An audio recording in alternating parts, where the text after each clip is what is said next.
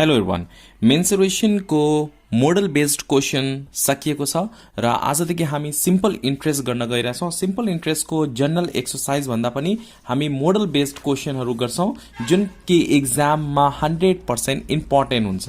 Okay, यस्तो खालको क्वेसनहरूबाट तपाईँ 5 मार्क्स स्कोर गर्न सक्नुहुन्छ। Okay, so let's take a start model based question from simple interest. Okay, let's look at the question number 1.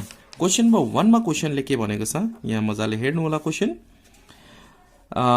Karmanda borrowed rupees 27,000 from a development bank at 12% PA per annum interest. Number A मा question ले भनेको छ if the borrowed sum is rupees 100. borrowed sum भनेको principal हो। borrowed sum कति borrow गरेको छ rupees 100। यो अर्कै क्वेशन छ, यहाँनिर borrowed 27,000 दिएको छ, तर ए मा क्वेशन ले के भनेको छ यहाँनिर कति borrow गरेको छ 100 rupees। So p is equal to के भयो यहाँनिर 100।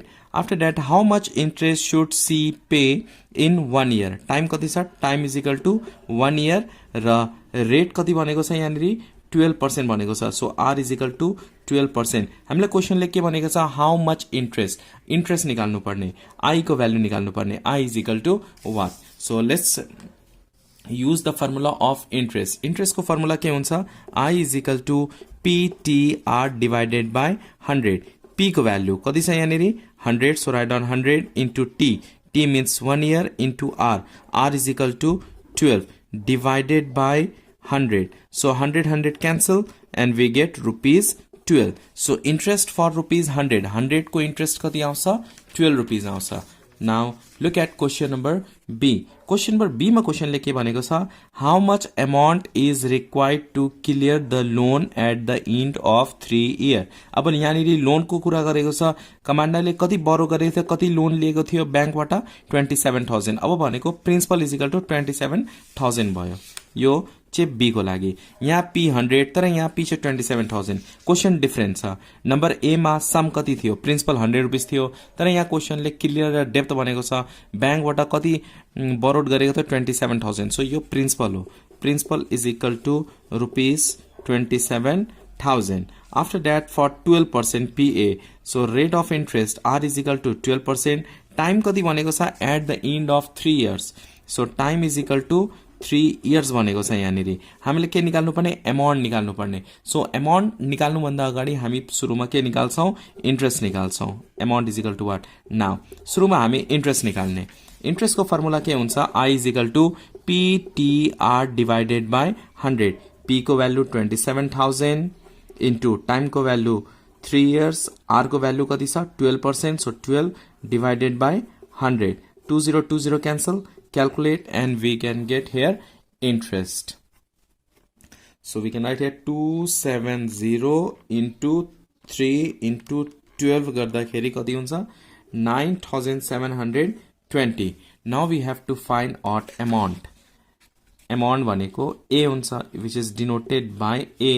Amount को फर्मुला के हुन्छ P plus I, principal plus interest. Principal is equal to 27,000 plus interest is equal to 9,720. यो दुईटा एड गर्दाखेरि के आउँछ अमाउन्ट आउँछ। Okay, so we can get here amount 36,720। सो उसले कति बोरो गरेको थियो, कति ब्याङ्कबाट लिएको थियो 27,000 र ब्याङ्कलाई दिँदाखेरि कति दिनु पर्यो अब 36,720 टु क्लियर द डेप्थ। जति पैसा लिएको थियो ब्याङ्कबाट अब त्यो डेप्थलाई कर्जालाई क्लियर गर्न र उसले कति पे गर्नु पर्यो 36,720। यो 9,720 चाहिँ इन्ट्रेस्ट हो, पैसा लिए बापत चाहिँ यो तिर्नुपर्छ। ओके, नाउ नम्बर सी मा क्वेसनले के भनेको छ look at here properly. If the amount is divided, amount कति आएको छ 36,720। If the amount is divided between Ram and Hari. अब यो अमाउन्टलाई राम र हरिलाई डिवाइड गर्यो भने कुन रेशियोमा in the ratio of 2:3। How much amount does each receive. रामले कति रिसिभ गर्छ र हरिले कति रिसिभ गर्छ यो फाइन्ड आउट गर्नुपर्ने। ओके, सपोज रामले 2x रिसिभ गर्छ भने हरिले 3x गर्छ। जहिले पनि क्वेसन रेशियोमा दिएको छ भने हामी x को फर्ममा लेट गर्छौं। Let the amount received by Ram be 2x and Hari be 3x. So in number C we can write down here let required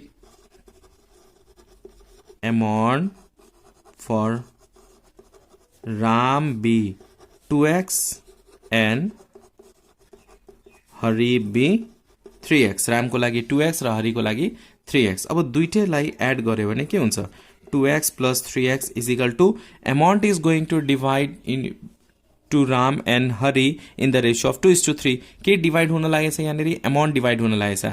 amount कति आएको छ 36,720. यो पैसा चाहिँ राम र हरिमा डिवाइड गरिएको छ इन द रेशियो अफ 2:3. त्यही भएर 2:3 लाई हामी रेशियोलाई हामी लेट गर्छौं x को फर्ममा. अब यो दुईटालाई एड गर्दाखेरि टोटल अमाउन्ट आउँछ. So 36,720. when you add we get 5x is equal to 36,720. so x is equal to divide गरिदिने 36,720 divided by 5 गर्दाखेरि 7,344. so amount for Ram र amount for Hari निकाल्ने. therefore Ram receive कति receive गर्छ 2x. so 2 into 7,344 into 2 गरिदिने कति हुन्छ is equal to rupees 14,688. यो चाहिँ रामले रिसिभ गर्छ.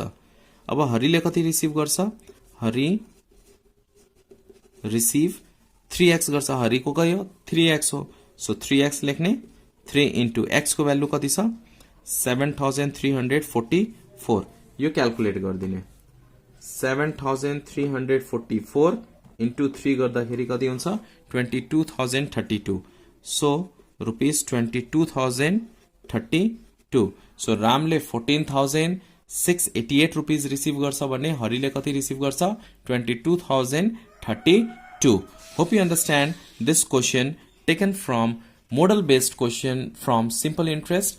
भिडियो राम्रो लाग्यो भने प्लिज लाइक गर्नु होला. न्यू हुनुहुन्छ भने please subscribe and share with your friends too. Thanks for watching till last.